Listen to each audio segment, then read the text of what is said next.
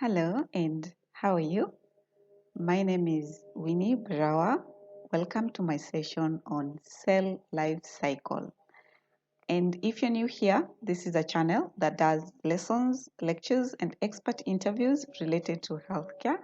And if you're interested in such content, please keep it with us. Remember to subscribe and click on the bell so that you can be notified when we post the next lessons. So in this class on cell life cycle, we want to focus on the life stages that the cell goes through from its growth levels all the way to the level of reproduction. And we will go from one stage at a time, where we begin at stage 1, what we call gap 1, S stage, gap 2, and the M stage. So don't leave, let's keep it. So let me introduce what is a cell life cycle.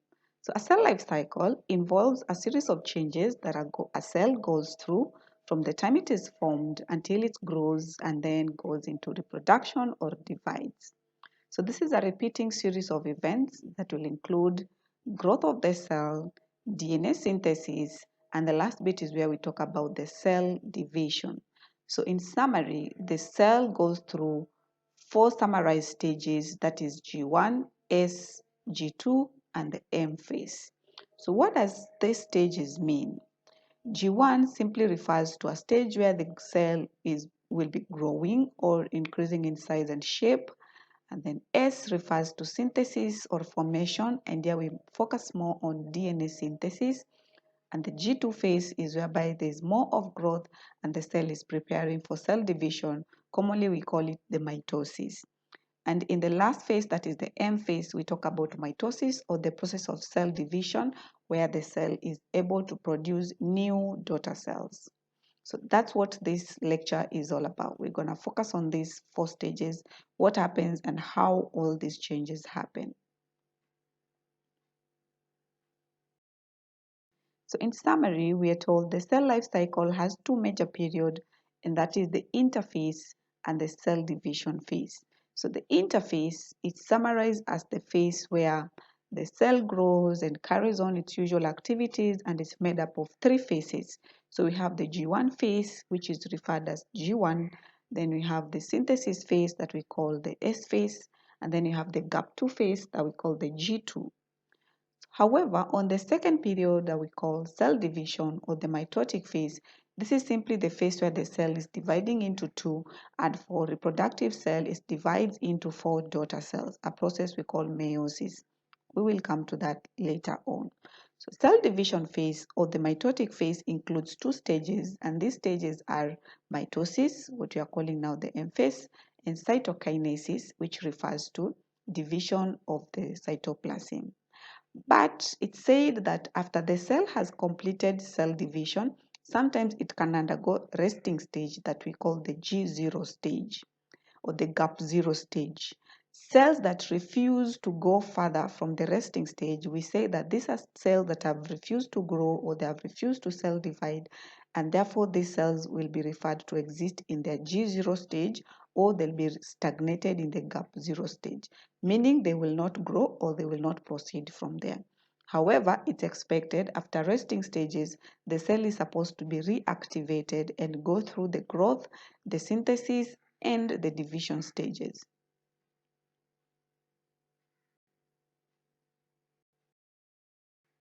So here is a diagrammatic explanation of this. So we are saying our cell goes through several stages, and in the interphase stage, we have 3 segments. We have the G1, which is the gap 1. We have S phase, that is the synthesis, and here we focus more on growth and DNA synthesis. And then we have G2, which is the final stage of growth and the preparation for cell division. But after G2, the cell is supposed to go through a checkpoint that we call the G2 checkpoint. At the first stage also, it goes through a checkpoint. These are areas where we check the status of the cell, the completeness, and the readiness for the next stage. So at the checkpoint, the cell is checked before it proceeds to the mitotic phase here, where it will go through mitosis and cytokinesis. Under mitosis, the cell goes through 4 stages, and this refers to prophase, metaphase, anaphase, and the telophase. But don't worry, we will elaborate more on the mitosis phase in details in the next classes.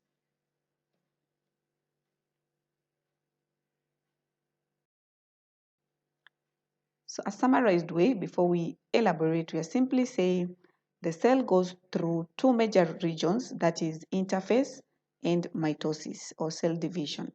So under interphase, the cell focuses on growing and copying its DNA materials. So we have G1, which is cell growing, S phase, where the DNA is replicating or synthesizing, and then we have the G2, where our cell is growing further and preparing for mitosis. But under the cell division or the mitosis phase, the cell is dividing its DNA and its cytoplasm, forming two new cells. So under the mitosis, the cell will go through the prophase, the metaphase, anaphase, and the telophase stages. However, when we divide the cytoplasm, the cell at that time, that process of cytoplasm division, we normally call it cytokinesis.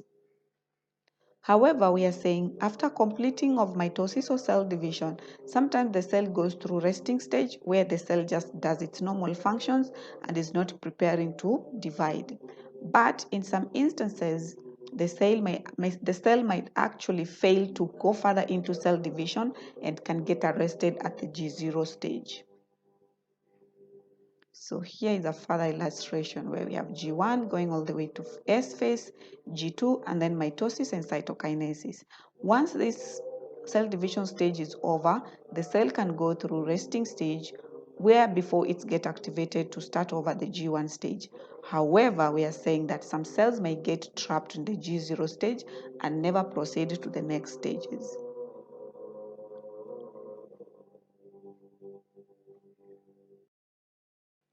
So let's explain what happens in the gap1 phase, or what we are calling G1 phase.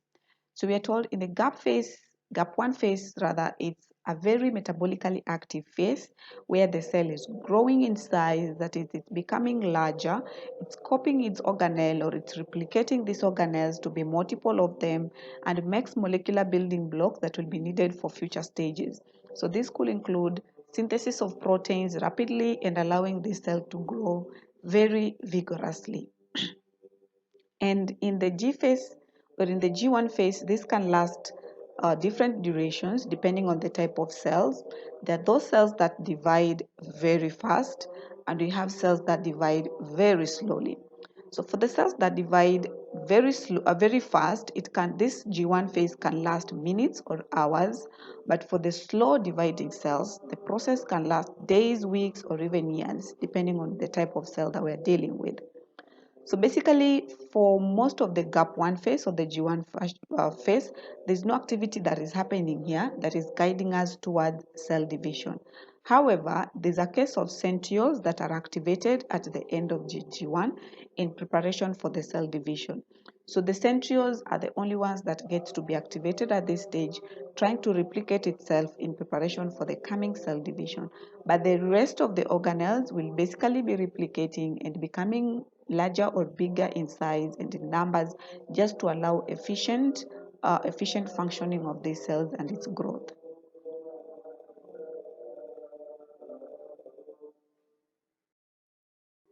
So moving on to the S phase, what we're also calling synthesis phase. So in the S phase, this is a stage where there's more work being done in the DNA, where the process we call DNA replication is happening and ensures that the two future cells are being created, and it will create or it will receive identical copies of the genetic material. So in this S phase, there's purely a process we call DNA replication, where we are creating copies of our DNA. So what happens is at the end of this synthetic phase where there's genetic or there's DNA synthesis, at the end our cell will have double genetic material or double DNA materials, whereby we create more of sister chromatids as opposed to chromosomes, and this will be needed later in the mitosis process. So we have more histones being made, and they are being assembled into chromatins that will be used for cell divisions later on during mitosis. So without this proper S phase, then there'll be no correct mitotic phases. So let's expose how this happens. So the nucleus has our DNA materials, which is being stored as chromosomes. And these chromosomes normally has the chromatids, okay? So this chromosome, because they are attached together, like here we have the blue, let's just refer here to this diagram where we have the blue and the reds. So the blue look the same, so we generally call it homologous. They have similar characteristics, has similar features. Same to our reds here, they have similar characteristics and similar features, so we call this homologous. However, these are not sisters, they are basically the parent chromatids. Now, during DNA replication, because it will be needed for us to proceed to the proper cell division, so during DNA replication, these chromosomes will replicate, or what we are saying is it will create similar copies of itself through the base pairing and reproduction of this DNA. So we will create now sister chromatids of each chromosome or each homologous chromosome. So let's start with the red one. So the red one, it was an individual chromosome here. So it replicated and got you a sister chromatid. So these are chromatids and they have created sisters of itself. So in short, we originally had originally we had 4 here.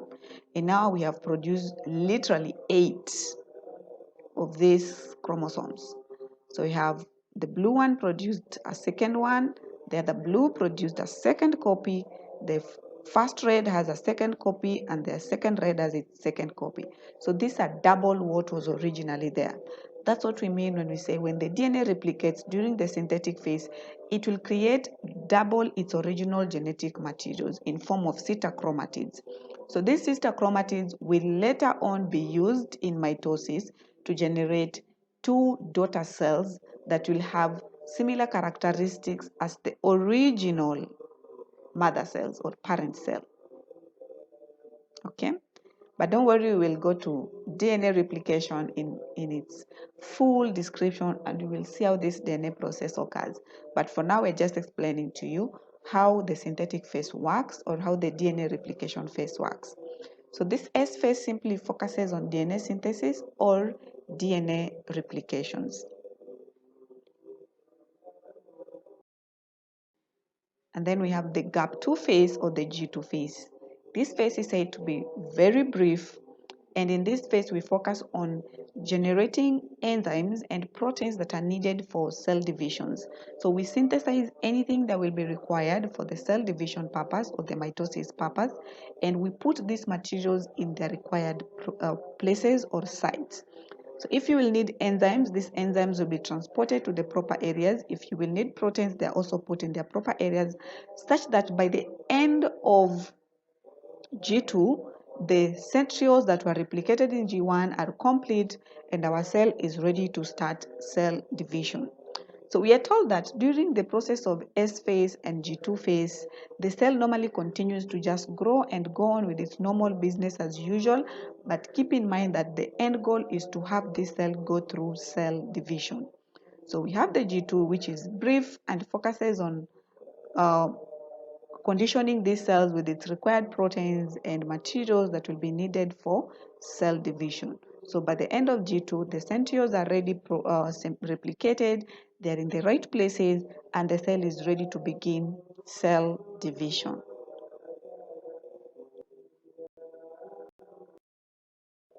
And here, therefore, we go through now the last phase, which is the mitotic phase or the M phase. So the M phase of the cell life cycle involves 2 distinct events, and that is mitosis and cytokinesis. Mitosis, this focuses on division of the cell but at the nucleus level, while cytokinesis focuses on division of the cell but at the cytoplasmic level. So we have mitosis, which is division of the nucleus, and then cytokinesis, which is division of the cytoplasm. So at somewhat different processes of nuclear division can happen whereby a cell can produce 4 daughter cells with half of the number of genes that is found in the original parent cells. And this process, we call it meiosis. So this happens in the sex cells and this involves the ovums and the sperm. So let's summarize our mitotic phase here. We are saying the cell goes through several stages from G1, S phase, and G2. So that at the end of the G2, we expect this cell to go through now the mitotic phase and the cytokinesis. And mitotic phase has four major stages: the prophase, metaphase, anaphase, and the telophase. I want you to note there's an introduction of a stage here known as prometaphase. It's allowed because it's an emphasis of prophase, but it explains further what happens before we go to metaphase. But the main stages are just four: prophase, metaphase, anaphase, and the telophase. And the last bit is cytokinesis, where we divide the cytoplasm and we have two cells that are now ready to go through G0 before we begin the G1 stages again. And that's a summary of mitosis. So this is summarized. We are saying our cell cycle or the cell life cycle has two regions, or it has two periods.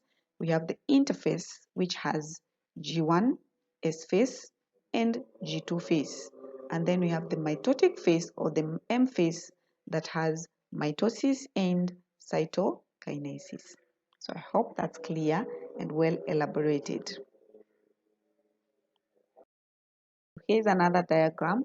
Again, our cell life cycle has two periods.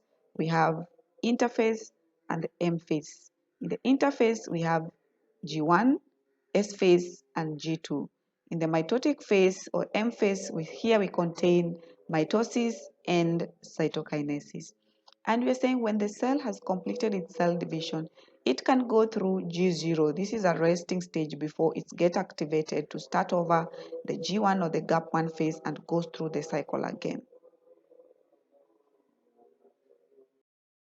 So thank you so much for being with me all the way to the end. And if this is content that you enjoy and like, kindly give us a thumbs up, comment, and share this in your platforms or in your class groups where you can study further and be with me in these lessons. Thank you so much and bye-bye.